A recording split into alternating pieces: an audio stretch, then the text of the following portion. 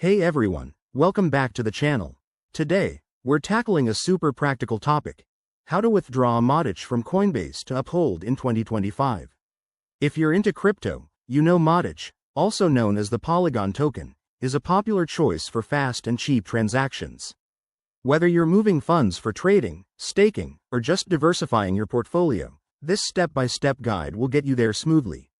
Let's jump right in. First things first, make sure you have accounts set up on both Coinbase and Uphold. Start by logging into your Coinbase account on a secure device. Once you're in, navigate to your dashboard and find your MATIC wallet. It should be listed under your assets. Click on it to access your balance. Next, look for the Withdraw or Send option. This is usually a button right there in the wallet interface.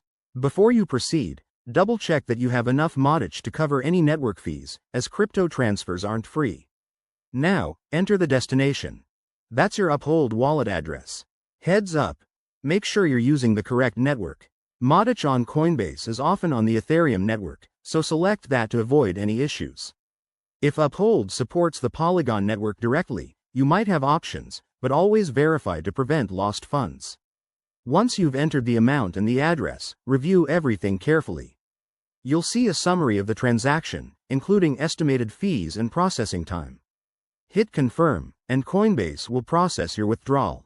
This might take a few minutes to an hour, depending on network congestion in 2025. Crypto can be unpredictable.